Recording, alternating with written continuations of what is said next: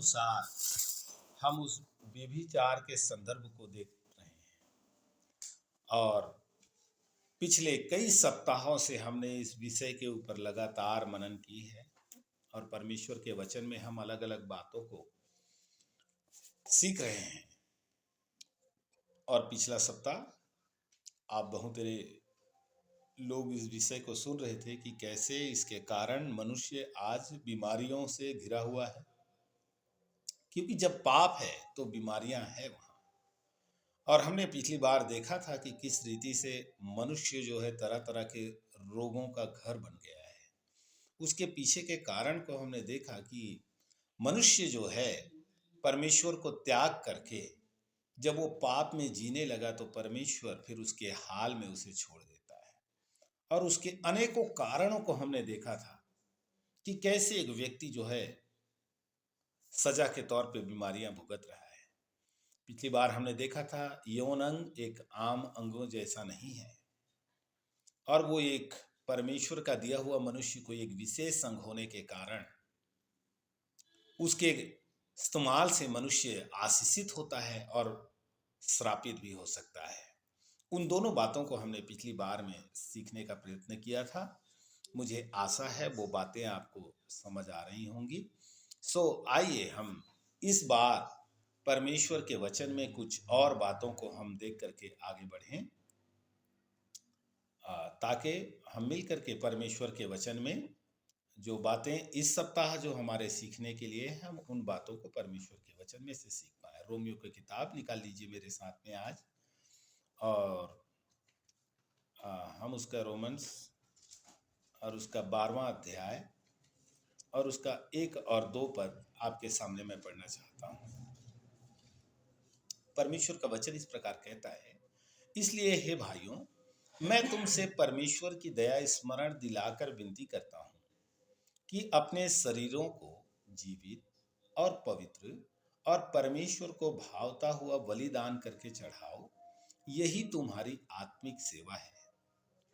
और उसका दूसरा वचन कहता है, और इस संसार के सदृश ना बनो, परंतु तुम्हारे बुद्धि के नए हो जाने से तुम्हारा चाल चलन भी बदलता जाए, जिससे तुम परमेश्वर की भली और भावती और सिद्ध इच्छा अनुभव से मालूम करते रहो। तो ये जो बातें हमने जो आज पढ़ी है, एक इंसान का जीवन परमेश्वर का वचन में, जैसे हमने कहा कि तुम परमेश्वर को भली और भावती, परमेश्वर को भावता हुआ करके चढ़ाव करके, इस जगह में हमने वचन में पढ़ा है।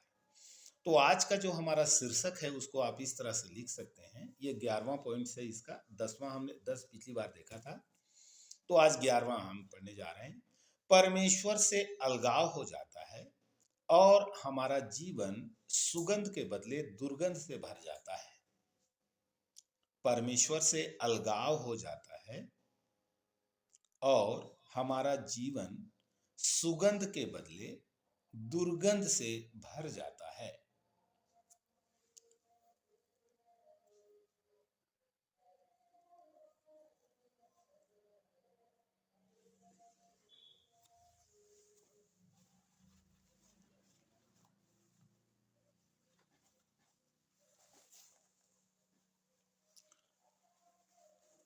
तो यहाँ पर हम लोग परमेश्वर के वचन में इस बात को सीखने का प्रयास कर रहे हैं कि कैसे एक मनुष्य का जीवन दुर्गंध से भर जाता है और ये क्यों होता है। हम आज उसके कुछ कारणों को देखेंगे। हमारा जीवन परमेश्वर के सामने एक भावता हुआ होना चाहिए, या परमेश्वर को एक ग्रहण योग्य जीवन होना चाहिए, क्योंकि हम परमेश्वर के सामने एक बलिदान है। और ये जो मैं और आप जो परमेश्वर के सामने जो बलिदान है, हम एक याजक भी हैं, एक विश्वासी भी हैं, राजपदधारी भी हैं, जैसे आप पतरस की किताब में पढ़ते हैं।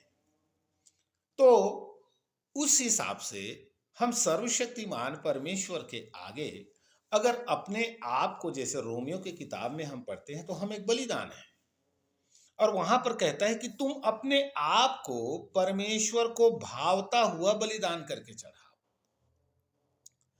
तो परमेश्वर को भावता हुआ एक व्यक्ति का जीवन हो सकता है, या मैं और आप जब अपने आप को परमेश्वर के सम्मुख रखते हैं तो हमारा जीवन उसको ग्रहण योग्य बिल्कुल हो सकता है, इसमें कोई दो राया नहीं है। लेकिन आज आप मानव जगत में मनुष्य के जीवन को देखेंगे तो यह एक दुर्गंध भी हो सकता है। देखिए, सर्वशक्तिमान परमेश्वर के आगे यदि हम उसके वचनों के अनुसार अपने दिन को बिताते हैं तो यह परमेश्वर के सामने सुखदायक सुगंध करके हो सकता है, और हम उसे परमेश्वर के आगे चढ़ा सकते हैं करके प्रभु के वचन में लिखा है कि अपने शरीरों को तुम जीवित और पवित्र और परमेश्वर को भावता हुआ बलिदान करके चढ़ाओ। देखिए, किसी और चीज को लेकर के अगर चढ़ाने के लिए अगर मुझे और आपको बोला जाता तो यह हमारे लिए आसान काम हो जाता। जैसे संसार के आप अन्य जगहों में देखते हैं, अन्य इष्ट देवों की जब लोग जब आराधना करते हैं तो वो कुछ भेंट या बलिदान लेकर के जाते हैं और उस भेंट और बलिदान को चढ़ा करके वो अपना काम खत्म कराते हैं। ये आसान है उसके लिए। लेकिन प्यारो, हमारा जीवन इस प्रकार का नहीं है। हम परमेश्वर को कुछ दे करके खुश नहीं कर सकते। हम अपनी भेंट, अपनी बलिदान, अपने पैसे और दसवंश या अपने कमाई में से कुछ हिस्सा देकर परमेश्वर को प्रसन्न नहीं कर सकते हैं। यह नाकाफी है मनुष्य के जीवन के लिए, क्योंकि परमेश्वर का वचन यह नहीं कहता कि तुम अपने कमाइयों में से चढ़ाओ परमेश्वर को भाता हुआ, बल्कि वो यह कहता है कि तुम अपने शरीर को जीवित और पवित्र और परमेश्वर को भावता हुआ बलिदान करके चढ़ाना है। मतलब अपने आप को परमेश्वर के सामने सुखदायक सुगंध करके चढ़ाना है। तो ये कैसे संभव हो सकता है? जैसे उसका शुरू ही बोलता है कि तुम अपने आप को जीवित, अपने शरीरों को जीवित और पवित्र और परमेश्वर को भावता हुआ। मुझे और आपको भाने वाला चीज बहुत कुछ हो सकता है। यहां पर हम ये नहीं पा रहे हैं कि तुम अपने आप को भावता हुआ करो या तुम्हें जो अच्छा लगता है वो ऐसे चढ़ाव करके, परमेश्वर का वचन नहीं कहता। पर परमेश्वर का वचन कहता है कि परमेश्वर को जो चीज भाता है उसके अनुसार तुम अपने आप को चढ़ाओ। और वो कैसे है? यदि हम अपने आप को जीवित रखते और अपने आप को परमेश्वर के आगे पवित्र रखते हैं तो निश्चय यह व्यभिचार से संबंधित विषय है। इसलिए इस आयत को मैंने शुरू में रखा ताकि आपको ये बात भली भांति ज्ञात हो कि परमेश्वर कैसे इस विषय को स्पष्ट कर रहा है। आज आप मनुष्य को आप देखें तो चाहे वो कलीसिया में हो चाहे कलीसिया से बाहर हो, दुख तो तब लगता है जब एक मसीह व्यक्ति इस प्रकार के कुकर्मों में लिप्त है या वो व्यभिचार के पापों में लिप्त है और वो बोलता है कि ये सब फैशन है आज के युग में और ये कोई इतना गंभीर विषय नहीं है। यही आज सबसे बड़ा विडंबना है मनुष्य के जीवन के लिए। तो व्यभिचार को क्यों मैं दुर्गंध करके बोल रहा हूं? उसके पीछे आपने एक समय में देखा होगा, आपके सामने में एक राजू का दिल करके एक छोटा सा किताब आता है, या दूसरा हम प्रेमलाल का दिल करके हम पढ़ते हैं और उसमें एक बहुत सारा सुंदर सा एक चित्रण इस व्यभिचार के लिए एक लंपट जानवर के सामने रख करके उसको समझाने का प्रयत्न किया जाता है। उसमें वो है बकरा। मेरे पास अभी वो चित्र नहीं है जो मैं आपको दिखा पाऊं, लेकिन मुझे आशा है आप समझ पाएंगे। ये बकरा के साथ में व्यभिचार के पाप को क्यों तुलना किया गया है? आपने अक्सर देखा होगा, यह जानवर जो है ना, जिस भी रास्ते से गुजरता है उस रास्ते में अपना दुर्गंध छोड़ता जाता है। ये ऐसा नहीं है कि अन्य जानवरों के समान नहीं है, जो चला जाए तो उसका कुछ अंश बाकी नहीं रह जाता, लेकिन ये बकरा एक ऐसा घृणित या इस प्रकार का एक दुर्गंध युक्त जानवर है जो गुजरने से, जिस भी रास्ता से गुजरेगा आप उसके लगभग 10-20 मीटर के दाएं बाएं आप जहां कहीं भी होंगे, आपको अपने आप उसके स्मेल से पता चल जाएगा कि कुछ ना कुछ हो रहा है, यहाँ पर कुछ तो है, कोई जानवर है। और वो अपने दुर्गंध के कारण बहुत प्रचलित है। व्यभिचार का जो पाप है उसको इसी के साथ तुलना किया गया है। और आपको मालूम है जानवर में ये खूबियां हैं, ये किसी भी पेड़ के पत्ते से संतुष्ट नहीं होता। चाहे आप इसको जितनी भी हरियालियां दे दो, तो भी ये भागता रहता है आगे, भागता रहता है आगे। बिल्कुल व्यभिचार का पाप भी इसी तरह है। व्यभिचार का पाप जिस व्यक्ति के जीवन को, जो इसका दुष्ट आत्मा है जिस व्यक्ति को ग्रसा हुआ है, आप उस व्यक्ति का हालात अगर देखेंगे, वो एक जगह कभी संतुष्ट नहीं रहता। आज एक उसको शरीर मिला, उससे तृप्त नहीं है, वो दूसरे में जाएगा, वो तीसरे में जाएगा, वो चौथे में जाएगा, और खुदा ना जाने वो कहां कहां जाएगा। तो प्यारो, मनुष्य का जीवन कितना दुर्गंधमय हो जाता है। हमें एक समय था जब मैं और आप पाप में जी रहे थे। प्रभु का वचन जैसे विश्व के पत्री उसका पहला अध्याय में हम पढ़ते हैं, तुम जो अपने पाप और अपराधों में मरे हुए थे। निश्चय हमारा हाल ऐसा ही था, हम मरे हुए से थे। और जैसे वो पापी स्त्री का, आपको मालूम है प्रभु यीशु मसीह जब सामरिया में गया, वहां पर एक स्त्री थी, और वो स्त्री उसे कुएं के पास मिला, और प्रभु यीशु उसे बोलता है कि हाँ, जो 6 है तेरे पास, वो भी तेरा नहीं है। उस स्त्री को निश्चय यही पाप में वो लिप्त थी। वो भी, उनका भी जीवन एक दुर्गंध युक्त था। वो भी एक मसीहा के आने की प्रतीक्षा कर रही थी। और जिस दिन उसे वो मिली, उसने बोला, हाँ प्रभु, तूने सत्य ही कहा है। और हम उस जगह में प्रभु के वचन में पाते हैं कि प्रभु यीशु कहता है, जो मैं जल तुझे दूंगा, अगर तू उसे पी लेगी तो कभी प्यासी ना होगी। और जिस दिन उसने प्रभु को पाया, उसका जीवन बदल गया प्यारो। वो जाकर के पूरे सामरिया को उस जीवते परमेश्वर के सुसमाचार से भर दी, और वहां से बहुत सारे लोगों को उस जीवित मसीह के पास ले आए। उसने तो छुटकारा पाया, लेकिन क्या हो जब प्रभु का वचन कहता है, जो ज्योति तुम में है यदि वो अंधकार हो जाए, तो वो अंधकार कितना भयानक होगा। आज कितने बहुत तेरे लोगों का आज हाल यही है। कितने भाई बहन, कितने लोग आज इस पाप में इसी प्रकार जूझ रहे हैं। उन्होंने अपने जीवन में जो पाई हुई ज्योति है, उसे अंधकार में बदल डाला है, और इस कारण उनका जीवन कितना दुर्गंधमय हो गया है। तो ये परमेश्वर के वचन में कुछ बातें जो हमारे लिए चेतावनी के तौर पे रखी हुई है, आप उन बातों को लांग करके मत जाइए। प्रभु का वचन कहता है, यदि वो ज्योति जो तुझ में है यदि अंधकार हो जाए, तो अंधकार कैसा भयानक होगा।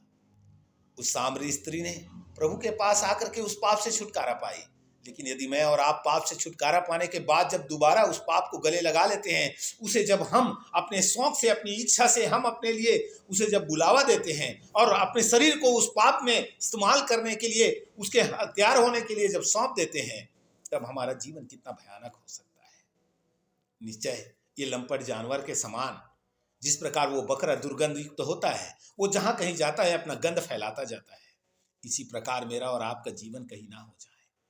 अगर मैं और आप, हम अपने जीवित परमेश्वर के साथ चलते हुए अगर इन पापों में हम फंस रहे हैं, इन पापों को अपने जीवन में कार्य करने के लिए हम अवसर दे रहे हैं, हमने अपने आप को उसके हाथों में उसके हथियार होने के लिए सौंपा हुआ है, तो प्यारो, ये वासना युक्त जानवर आपके जीवन को बर्बाद करके ही छोड़ेगा, आपको तबाह कर देगा। इसलिए मेरे प्यारों, मैं आपको इस पाप से सचेत कराने के लिए मैं आपके सामने इन पवित्र वचनों को रख रहा हूं, ताकि आप सावधान हो जाएं। यह दुर्गंध मनुष्य के जीवन को तबाह कर देता है। परमेश्वर के सामने ग्रहण योग्य होना तो दूर की बात है, समाज में भी मनुष्य का जीवन जो है वो तबाह हो जाता है। बेशक बिगड़े हुए समाज आपको स्वीकार कर ले, वो आपके इन पापों को अनदेखा कर ले, वो आपको शायद कुछ ना बोले, तो अभी आप उस सच्चे परमेश्वर के सामने क्या दिखाओगे? किस आधार पे आप उसके सामने एक दिन जाकर खड़े होंगे? आप क्या कहोगे? मेरे प्यारों, मनुष्य का जीवन कहीं ऐसे बर्बाद ना हो जाए, इसलिए आपको परमेश्वर के वचन में से मैं चेतावनी देना चाहता हूं। तो हमने उस जानवर के विषय में देखा कि कैसे वह जानवर मनुष्य के जीवन को तबाह कर देता है। उसका दुर्गंध लोगों के जीवन में फैल करके लोगों के सामने भी वो घृणास्पद हो जाता है। इसी तरह आज व्यभिचार के पाप में फंसे हुए एक जीवन है, उसका भी जीवन बहुतों के लिए दुर्गंध का कारण होता है। तो मैंने शुरू में आपको जैसे लिखवाया कि परमेश्वर से अलगाव हो जाता है और हमारा जीवन सुगंध के बदले दुर्गंध से भर जाता है। ये सत्य है प्यारों।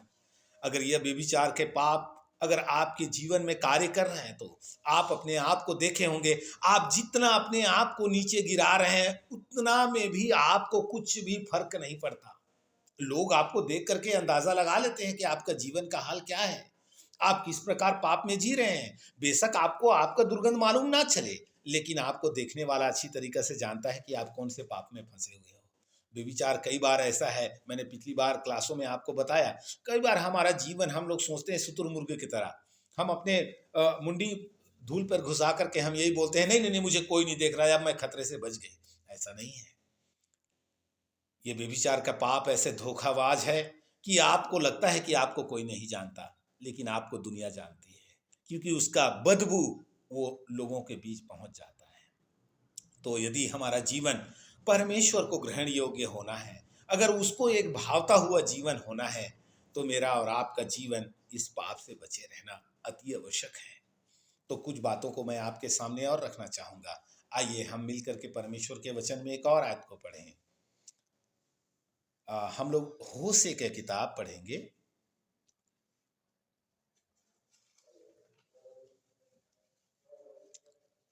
हालेलुया, स्तुति हो। होशिया उसका 9 अध्याय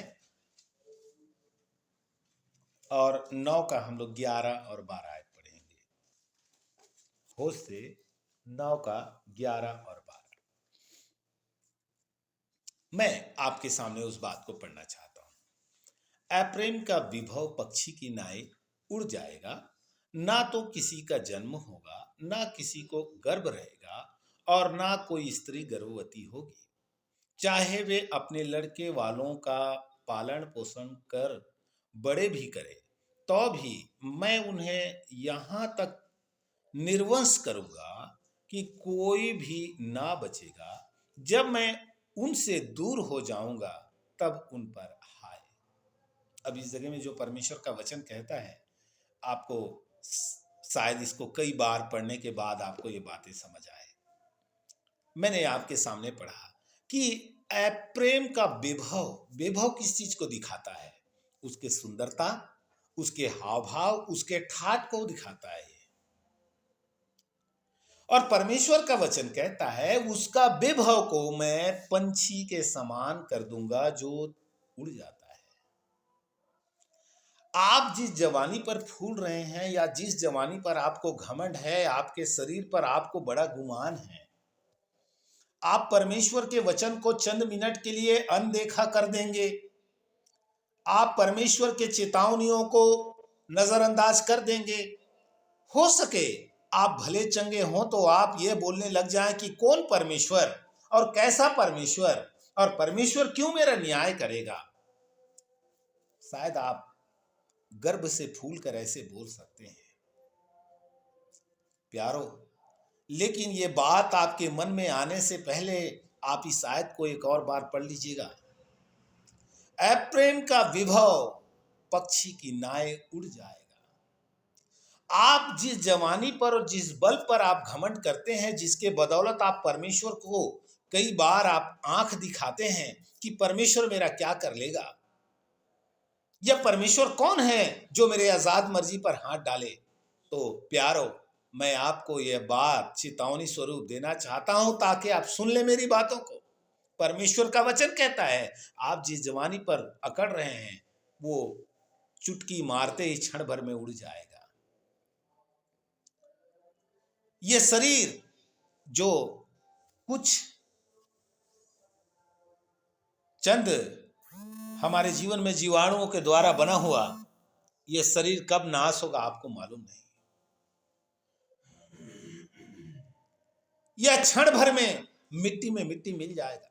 यह कीड़े के अलावा और कुछ नहीं है। मनुष्य का जीवन इतना ही है मात्र, लेकिन फिर भी पाप के कारण हम फूल उठते हैं, क्योंकि वो पाप आने से मनुष्य का मन मोटा हो जाता है। और जब आप व्यभिचार करने के लिए जब योजना बनाते हैं, निश्चय आपका मन इसी प्रकार शायद फूल उठे। लेकिन आप इस आयत को आज पढ़ लीजिए मेरे प्यारे भाई, मेरे बहन, परमेश्वर का वचन कहता है कि उसके विभव को मैं पंछी की नाई बना दूंगा, जो पल भर में उड़ जाएंगे, और तब आपको छाती पीटने के अलावा कुछ नहीं बचेगा। आज आप अच्छे हों तो शायद इस प्रकार की आप बातें बोल रहे हो आप अपने मनों में, फिर उसका आगे क्या कहता है आप सुनिए, बड़ा ध्यान से इस आयत को पढ़ना। कहता है उड़ जाएगा, ना तो किसी का जन्म होगा, ना किसी को गर्भ रहेगा, और ना ही कोई गर्भवती होगी।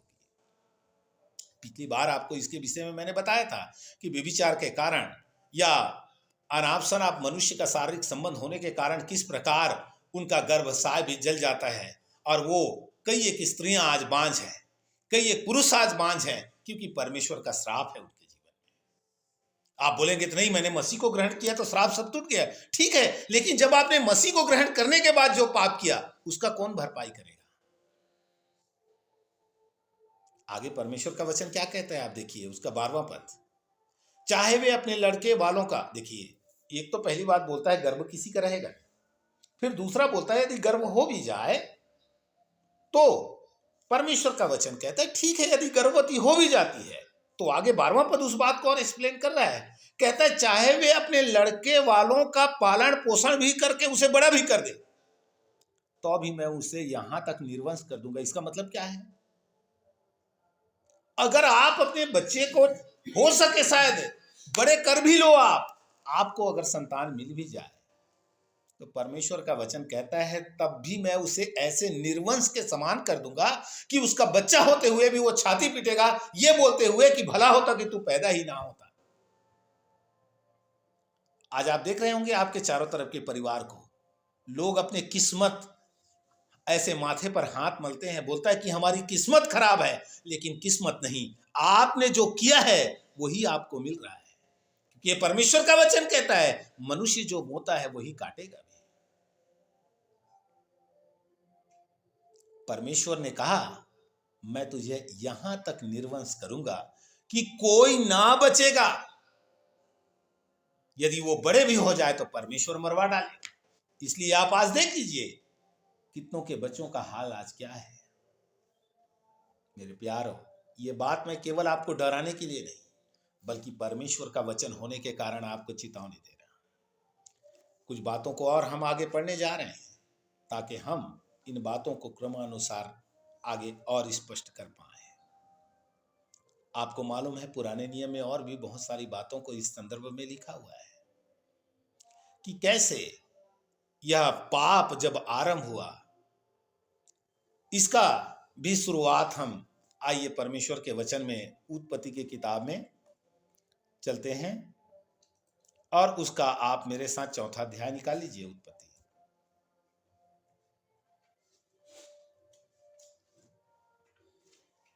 और 4 का 19 आप पढ़ें, क्या कहता है। और लेमेक ने 2 स्त्रियां ब्याह ली, जिनमें से एक का नाम आदा और दूसरी को सिला है। 19वां पद,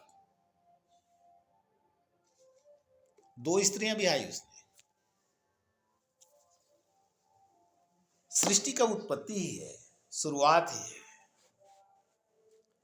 इस जगह में लेमेक का दूसरा पत्नी आया कहां से? निश्चय लेमेक ने किसी और की स्त्रियों को रखा है अपने पास में। यह मैं क्यों बोल रहा हूं? क्योंकि परमेश्वर का वचन में हम जब पढ़ते हैं तो एक व्यक्ति को एक ही पत्नी उस समय संभव है, क्योंकि सृष्टि में इतना लोग नहीं है। सृष्टि में कुछ ही लोग हैं, आदम के वंशज हैं, आगे बढ़ रहे हैं आदम और कैन से। अब एक के संतान हुए कैन और हाबिल। हाबिल को तो मार दिया, कैन का वंश आगे बढ़ा और कैन के खानदान में ही आ रहा है लेमेक। और एक तरफ सेत का आगे वंशवाली चल रहा है, आदम के और भी संतान हुए। इन सब के मध्य में जब हम देखते हैं उसको पत्नी कहां से मिल रहा है दूसरा, तो लेमेक आगे खुद ही बोलता है कि मैंने एक पुरुष को घात किया है। इसका मतलब उसने किसी और के पत्नी को रखा है। मतलब बहुपत्नीवाद का जो शुरुआत है वह उत्पत्ति के किताब में हमें मिल रहा है। लेकिन तभी क्वेश्चन मार्क उठता है, आखिर लेमेक ऐसा क्यों कर रहा है वहां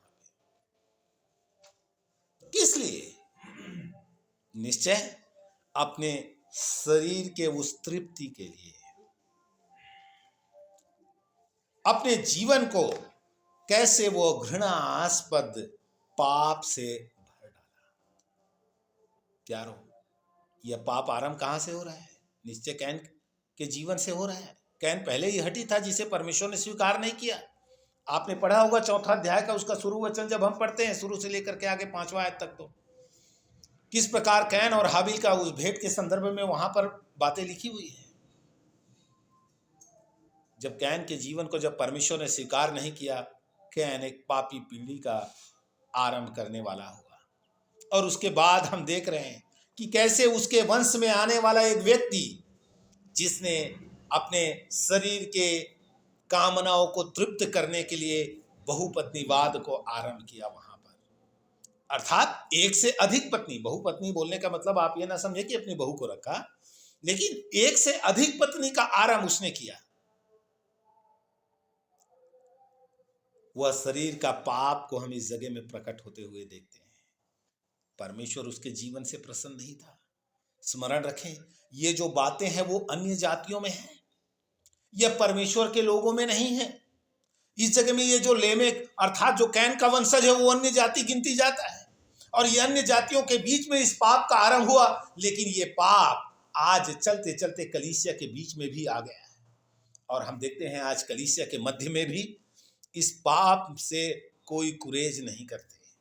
लोग जो है इस पाप में कैसे फंस जाते हैं, किस प्रकार वे अपने जीवन को इस पाप में फंसा करके अपने जीवन को नरकीय बना बैठे हैं। उन्होंने सर्वशक्तिमान परमेश्वर के उस जीवित वचन को ठुकरा करके, परमेश्वर के उस इच्छा को ठुकरा करके अपनी मन मर्जी कर परमेश्वर के आज्ञाओं को तोड़ा हुआ है। और कई बार हम इन घृणित लोगों के समान हम उनके नकल करने लगते हैं। हम ये सोचने लगते हैं कि नहीं, यदि, और उसके लिए हम कुछ उदाहरणों को बाइबल से ले लेते हैं कि दाऊद की इतनी पत्नियां थी, सुलेमान की इतनी पत्नियां थी। पुराने नियम में हम याकूब को देखते हैं, उसकी भी ज्यादा पत्नियां थी, अब्राहम के भी पत्नियां थी। प्यारो, पुराने नियम में अगर कोई सोई इच्छा से किसी के साथ रहता था उसे व्यभिचार नहीं कहा जाता था। आप इस बात को ध्यान में रखेंगे। लेकिन नया नियम क्या कहता है? यदि तुमने अपनी पत्नी के अलावा किसी और को कुदृष्टि से देखा तो तुमने उसके साथ व्यभिचार कर लिया है। करने वाले हो करके नहीं, उसके साथ कर लिया जो करना था। इस प्रकार प्रभु यीशु मसीह ने उस बात को दोहराया। तुमने सुना है कि कहा गया था कि व्यभिचार ना करना, पर मैं तुमसे कहता हूं यदि तुमने किसी पर कुदृष्टि डाला तो तुम उसके साथ व्यभिचार कर चुके हो। तो इसका मतलब मेरा और आपका जीवन, यदि हमने इस प्रकार का कार्य किया तो इसका मतलब हम व्यभिचारी हैं। तो इस जगह में हम परमेश्वर के वचन को देखें कि किस प्रकार लेमेक ने इस पाप को आरंभ किया। उत्पत्ति की किताब में हम देख रहे थे, और उसका जीवन परमेश्वर को ग्रहण योग्य नहीं बल्कि परमेश्वर के लिए एक घृणास्पद हो गया था। मनुष्य का जीवन आज इस प्रकार भोग विलास में पड़ करके परमेश्वर के लिए एक घृणित है। आपका जीवन सुखदायक सुगंध हो नहीं सकता यदि आप इस प्रकार के पाप में खेल रहे हैं, तो कदापि आपके जीवन को परमेश्वर स्वीकार नहीं कर सकता। प्यारो, इसलिए मैं आपको चेतावनी दे रहा हूं ताकि आप इस पाप से बच जाएं। आगे परमेश्वर का वचन में इस बात को मैं कुछ आपके सामने रखना चाहता हूं ताकि आप इस बात को और अच्छे ढंग से समझ पाएं। केवल ये बहुपत्नीवाद या एक से अधिक पत्नियां क्यों है, उसके पीछे का कारण आगे हम परमेश्वर के वचन पर क्या पढ़ते हैं। आप देखिए, परमेश्वर का वचन कहता है लेमेक की वो जो दोनों पत्नियां थी, उन दोनों पत्नियों के नाम को मैं आपके सामने रखता हूं ताकि आप उस बात को अच्छी तरीके से समझ सकें। पहले उसका पत्नी का नाम क्या था? आदा करके हम पढ़ते हैं। अगर आप उसके नाम के अर्थ को निकालते हैं आदा करके, तो उसके नाम का अर्थ है मोहित करने वाला या मोहित करने वाली हाव भाव। उसके नाम का अर्थ अगर उसको हम देखें अन्य और शब्दों में, तो आदा शब्द का जो अर्थ ही होता है वो मोहित करने वाली हाव भाव, और उसका अगला जो अर्थ है वो ये है सुख। देखिए, मोहित करने वाली हाव भाव और दूसरा है सुख।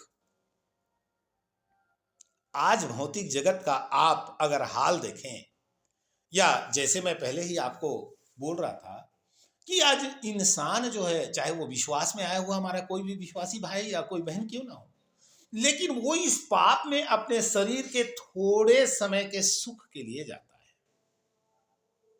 स्मरण रखें, जैसे हमने पिछले समयों में हमने वचन में पढ़ा था कि वो परमेश्वर का वचन कहता है उनके आंखों में बेविचार बसी हुई है। ये बिल्कुल सत्य है। और उस बेविचार के रूप को हम कहां देखते हैं? यहां पर जो मोहित करने वाली है, लेमेक के जीवन को तबाह करने में, या लेमेक अपने प्रवृत्ति को कैसे प्रकट कर रहा है, वो पापी बीज जो उसके भीतर है, उस पाप के बीज का जो पेड़ जब लगा, वो कितना भयावह है। उसने एक व्यक्ति का मर्डर किया हुआ है। आगे वो क्या बोलता है आपको मालूम है कि अगर कैन का 70 गुना लिया जाएगा तो लेमेक का 77 गुना लिया जाएगा। आप झूठे भरोसे में मत जिए मेरे प्यारो।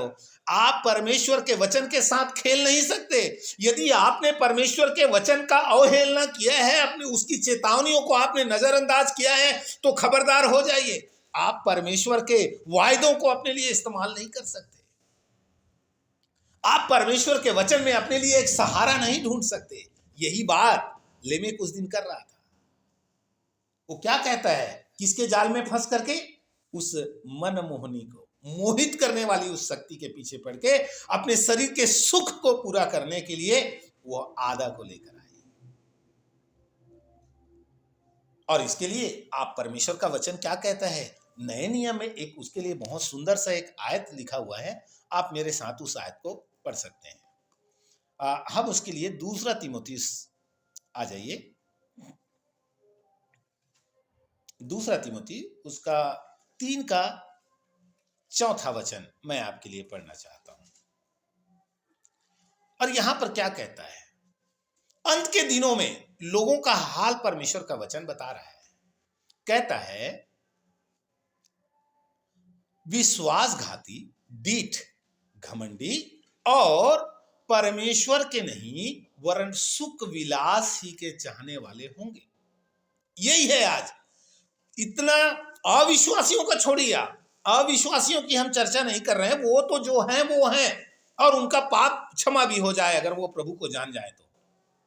लेकिन प्यारो, इस जगह में जो बातें लिखी है वो अविश्वासी के लिए नहीं, विश्वासी के लिए। क्योंकि अगर आप उसका पूरा क्रम पढ़ेंगे 1 से लेकर, तो इस प्रकार कहता है, पर यह जान रख कि अंतिम दिनों में कठिन समय आएंगे, क्योंकि मनुष्य अपस्वार्थी, लोभी, डींगमार, अभिमानी, निंदक, माता पिता के आज्ञा टालने वाले, कृतघ्न, अपवित्र, माया रहित, क्षमा रहित, दोष लगाने वाला, असंयमी, कठोर, भले काम के बैरी, विश्वासघाती, डीठ, घमंडी और परमेश्वर के नहीं वरन सुख विलास ही के चाहने वाले होंगे। हमारा जो इतने आयतों के बीच में वो केवल एक सेंटेंस को हमने लिया है कि परमेश्वर के नहीं वरन सुख विलास के ही चाहने वाले होंगे। आज आप उन लोगों को देख सकते हैं कि किस रीति से अपने सुख विलास के पीछे पड़े हुए हैं। बहुत तेरे लोग जो प्रभु यीशु के नाम लेकर के निकल आए हुए हैं। बहुत तेरे लोग जो प्रभु यीशु मसीह को जय जयकार करते हुए प्रभु यीशु मसीह के नाम से धोखा देने के लिए, लोगों को छलने के लिए, ये वही हैं जिनके बारे में परमेश्वर का वचन कहता है, ये फाड़ खाने वाले भेड़िए हैं जो छिपे हुए हैं। कितने तो सेवकों का ऐसा हाल है। सो मेरे प्यारो, परमेश्वर का वचन क्या कहता है आप देखिए, अंत के समय में लोग इसी प्रकार के सुख विलास के चाहने वाले होंगे। हमने देखा कि आदा का मतलब था सुख, और ये बातें यहां नहीं, शुरुआत इसका उत्पत्ति में है। और वहां पर हमने देखा कि एक मनुष्य अपने सुख के चाहत के लिए एक व्यक्ति का जान लेकर के आया हुआ है, और उस जान लेकर के जब आया तो वो ये सोच करके बोल रहा है कि कहीं मनुष्य मुझे घात ना करे। इसलिए वो बोलने लगा कि मेरा जो पलटा है वो 77 गुना लिया जाएगा। और कई बार जब ऐसे पाप में हम फंस जाते हैं तो हम इसी प्रकार परमेश्वर के वचन में से अपने लिए कोई धाराएं खोजते हैं। क्योंकि आपको मालूम है, संविधान देश का या कानून के किताब में चोर भी उसी संविधान में से, उसी आर्टिकल में से कुछ बातों को लेकर के अपना बचाव करता है। लेकिन ये सरकार का कानून ऐसा चल सकता है। परमेश्वर के कानून में आप बच नहीं सकते। इस तरह बहुतेरे लोग आज पाप करने के बाद वो परमेश्वर के वचन को लेकर के आते हैं और वो बोलते हैं देखिए पुराना नियम में ऐसा किया गया है, तो हम जो नया नियम में कर रहे हैं हमने कौन सा अपराध कर लिया, वही तो किया है जो पुराने नियम में होता था। इसलिए कितने लोगों का मन आज गुमान से भरा हुआ है और कितने लोग आज ये सोच करके व्यभिचार करते हैं कि भाई पुराने नियम में लिखा हुआ है इसलिए हमने भी कर लिया, इसमें कौन सी बड़ी बात है।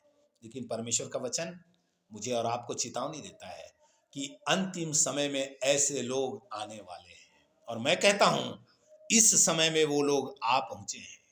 इसलिए आप चौकस हो जाइए, कहीं वो आप हैं जो मेरी बातों को सुन रहे हैं तो सावधान हो जाइए। परमेश्वर का न्याय आपके ऊपर आने से पहले आप मन फिरा लें, सावधान हो जाएं, क्योंकि इस जगह में बिल्कुल स्पष्ट है चेतावनी, अंतिम समय में ऐसे लोग आ रहे हैं। मेरे प्यारों, कहीं आपका मन ऐसे सुख विलास के पीछे तो नहीं भाग रहा है? कहीं आप प्रभु को छोड़कर परमेश्वर को त्याग करके कहीं इस सुख विलास के खोजी तो नहीं हो रहे हैं? आप अपने व्यक्तिगत जीवन को प्रभु के चरणों में जांच सकते हैं आज रात। उसका अगला जो उसकी पत्नी जो दूसरा था उसका नाम क्या था आपको मालूम है? उसका नाम था सिल्ला। सिल्ला का जो अर्थ है वो छाया है।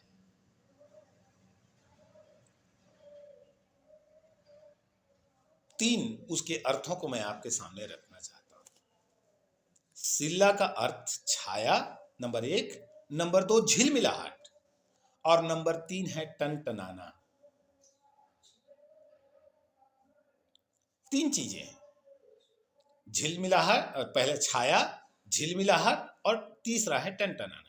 टनटनाना का मतलब आप समझते हैं कि कोई भी खाली चीज जो है झनझनाती है, किस रीति छनकती है, वो मतलब अपने उपस्थिति का वो एहसास कराती है कि मैं हूं।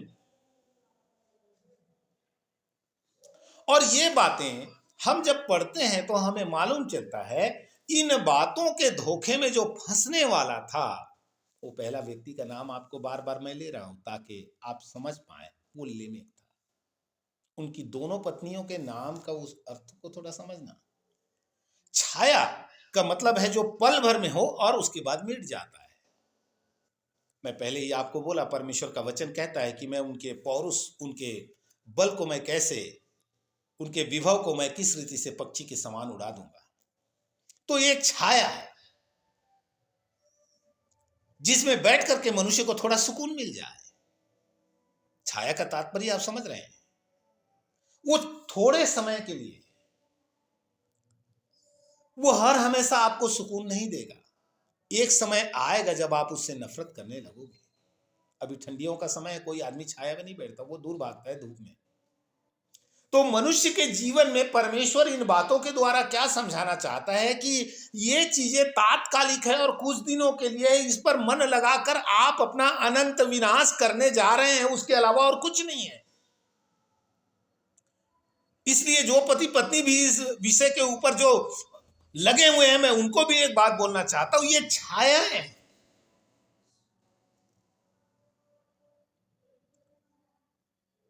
दूसरा इसका जो हमने अर्थ देखा वो था झिलमिलाहट। आपको मालूम है झिलमिलाहट लोगों को आकर्षित करती है अपनी ओर। अक्सर आपने बेसियाओं के वस्त्रों को देखा होगा कि वो किस रीति से चमकदार अपने कपड़ों को पहनती है, क्योंकि वो अपने बाप के उस चरित्र को प्रकट करती हैं, अर्थात लूसीफर को। साइन या चमक, लूसीफर बहुत चमकदार था। और हम देखते हैं आज बहुतेरे लोग ऐसे चमकदार वस्त्रों को पहनते हैं या अपने आप को थोड़ा चमकाते हैं। आईना के सामने बैठ करके घंटों अपने चेहरों को चमकाएंगे, अपने कपड़ों के द्वारा आप चमकने का कोशिश करेंगे, अपने आभूषणों श्रृंगारों के द्वारा अपने आप को चमकाने का कोशिश करेंगे, चाहे वो पुरुष ही क्यों ना हो। जरूरी नहीं है कि महिलाएं ही करती हैं ये सब बातें, आज पुरुष भी कोई कम नहीं है। वो घंटों जा करके ब्यूटी पार्लर में वो भी बैठे रहते हैं, ना जाने खुदा जाने क्या क्या कराते हैं। आपको इतना चमकने का शौक क्यों लग रहा है? क्योंकि वो पाप का कहीं बीज आपके भीतर तो नहीं, कहीं आपके अंदर भी यही बेविचार की आत्माएं घूमकर अपने वश में करने के लिए तो आपको अपने गिरफ्त में नहीं ले रही है। अगर आप इस प्रकार अपने आप को शो अप करने के लिए, प्रदर्शित करने के लिए, या शैतान का आप शोरूम बनकर अपने आप को चमका करके दिखाने के लिए कहीं आप उसके हाथ में एक अच्छे चोखे हथियार की तरह तो उपयोग में नहीं आने वाले। इसलिए आप इस बात को ध्यान में रखेंगे कि वो दिखाता है चमकना को, झिलमिलाहट को, ताकि लोगों के ध्यान को अपनी ओर आकर्षित कर ले। और इसका जो तीसरा हमने देखा था वो है टनटनाना। टनटनाने का मतलब क्या हुआ कि अपनी उपस्थिति दर्ज कराता है वो छनक करके। जैसे हमारी बहनें, आपको मालूम है बहुत सारे लोग आज अविश्वासी हमारी बहनें लोग जो हैं वो पाँव में पायल डालती हैं, जो दूर ही से संकेत देती हैं कि कोई आ रहा है, मानो कोई गाड़ी हो, हॉर्न बज रहा हो। तो इस तरह लोगों का आज प्रवृत्ति है। इन बातों का शुरुआत प्यारो हम उन आदा और सिल्ला के नामों के द्वारा देख रहे हैं कि कैसा उनका जीवन इस तरह था। इसलिए उनके बीच में जो फंसने वाला व्यक्ति, वो धूर्त और चालाक व्यक्ति लेमेक था। इसलिए धूर्त और चालाक बोल रहा हूं क्योंकि जैसे ही उसने इस कांड को किया, इस कुकर्म को किया, और उसके बाद वो बोलने लगा कि मेरा गुना 77, मेरा तो बदला 77 गुना लिया जाएगा। आज भी प्यारो, आप इस प्रकार दुष्ट के वश में अगर पड़े हैं तो परमेश्वर के वचन को आप अपना बचने के लिए उपयोग नहीं कर सकते। आप धोखे में हैं। यदि कैन के लेमेक के समान यदि आप यह बोलते फिर रहे हैं कि नहीं मेरा तो बदला 77 गुना लिया जाएगा, या नहीं मेरे ऊपर भी परमेश्वर के अनुग्रह हैं, तो आप भूल में पड़े हुए हैं। कहीं परमेश्वर आपको छोड़ तो नहीं दिया है, कहीं प्रभु ने आपको त्याग तो नहीं दिया। इस विषय पर थोड़ा आप अपना मनन करें, सोचें, बैठें। आप सोच रहे हैं कि प्रभु आपको लिए चल रहा है। आप सोच रहे होंगे शायद कि नहीं प्रभु आपके साथ है, आपको छोड़ा नहीं है। लेकिन क्या जाने, शायद आप कोसों दूर उसे छोड़कर निकल आए। अब आगे आप उस मौत की ओर बढ़ रहे हैं धीरे धीरे। इसलिए आप चौकस हो जाइए। मैं एक अंतिम आयतें आपके सामने पढ़कर रखना हूं, उसके बाद हम लोग समाप्त करेंगे। इस विषय को थोड़ा और प्रकाश डालने के लिए आप यशायाह का किताब उसका 3 अध्याय में आ जाइए।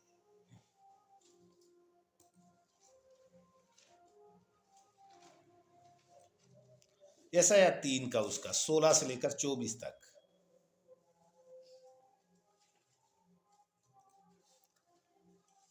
और यहां पर परमेश्वर का वचन कुछ बातों को बोलता है। क्या कहता है? यहोवा ने यह भी कहा है, क्योंकि सियोन की स्त्रियां घमंड करती और सिर ऊंचे किए आंख मटकाती और घुंघरुओं को छमछमाती हुई ठुमक ठुमक चलती हैं, इसलिए प्रभु यहोवा उनके सिर को गंजा करेगा और उनके तन को उघरुआएगा। उस समय प्रभु घुंघरुओं, जालियों, चंद्रहारों, झुमकों, कंडों, घूंघटों, पगड़ियों, पैकरियों, पटुकों, सुगंध पात्रों, गंडों, अंगूठियों, नत्थों, सुंदर वस्त्रों, कुर्तियों, चादरों,